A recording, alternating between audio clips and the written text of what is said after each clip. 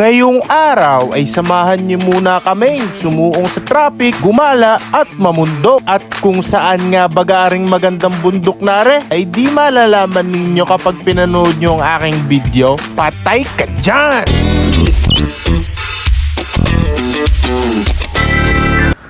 Another cash, another day mga boss. Patay ka dyan!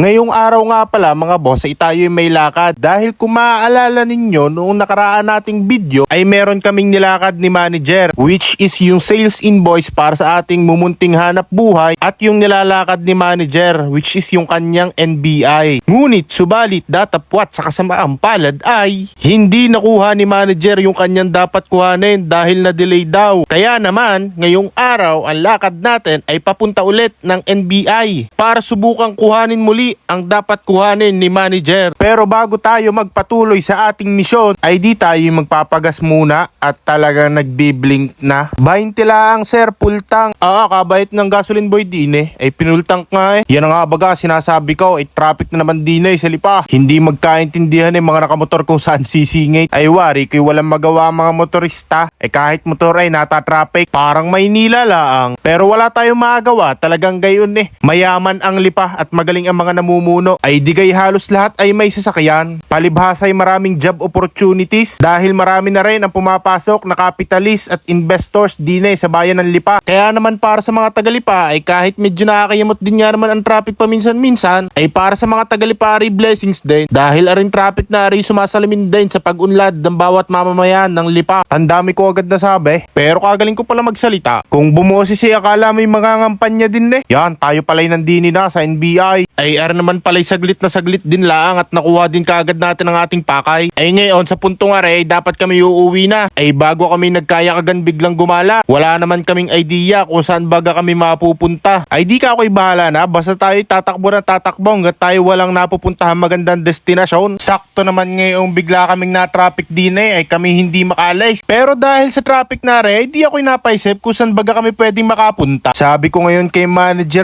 ano kaya kung tayo magbundok naman. Ay nakalantak ng payag siya ako'y sige kita tayo ay mamumundok. Ay di from Lipa ay tayo ngayon ay nandidini na sa bayan ng San Jose Batangas, ang tinaguri ang egg basket of the Philippines. Pero wala din ang bundok ha, di nila tayo dadaan papunta sa pupuntahan nating bundok. Ay kaganda rin nga ng bayan ng San Jose, talagang Pilipinas na Pilipinas ang datingan. Bago'y tayo din dumaan mga boss aray didiretsuhin lang natin hanggang sa tayo lumabas na din sa bypass ng Batangas. Bago'y tayo kakanan din sa kantuhang are at ating didiretsuhin lang ulit ang daan na yan hanggang sa tayo ay lumabas din sa kantuhang are. Bago'y tayo kakaliwa hanggang sa tayo makarating din sa kantuhan ng bayan ng Bawan, Batangas. Bago'y tayo kakanan diyan, didiretsuhin lang natin iyan. Bago yan daan na tinatahak naman natin ngayon ay papunta ng Mabini, Batangas mga boss. At yon, kita nyo gayong bundok na yon, dun tayo pupunta mga boss. Ay sa pakiwari ko naman kayo nagkaka-idea na kung saan bundok tayo pupunta. Yan na nga at tayo nasa Mabini, Batangas na. Pagdating natin din ay sa kantuhan ng Mabini ay di tayo kakaliwa din mga boss. Bago yan daan na yan ay didiretsuhin lang natin hanggang tayo makarating din sa Barangay Malimatok. Ay dini pala ang inaganda na kalsada pala ang nakaka-relax na. Bago iyan lintik sa ahon na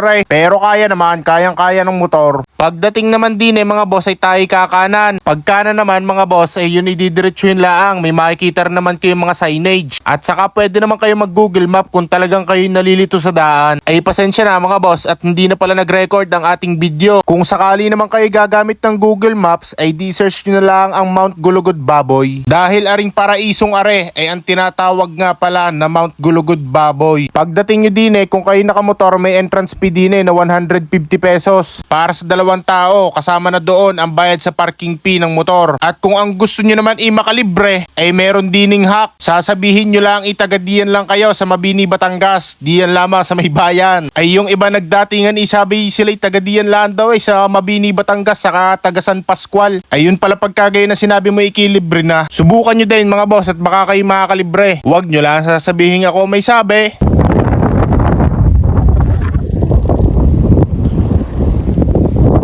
ay talagang lintik din nga ay ginaganda ang Mount Gulugud Baboy. Napakatahimik at napakapayapa, nakaka-relax mga boss. Palibhasa nga'y malayo sa mga peke. Tingnan mo naman at iki parang nasa langit na. Punong-puno ng katahimikan at kapayapaan. Talagang nakaka-relax ang datingan sa Mount Gulugud Baboy. Napakapayapa, napaka-fresh ng simoy ng hangin. Ganyan kaganda ang view. Ay pag hindi ka pa na-relax diyan ay aywan ko na sa iyo. Para kang nasa langit literal. Ay siya paano? Diyan muna kayo at i-enjoyin muna namin are. Puntahan nyo na rin kung kayo'y napapaibig. Patay ka dyan!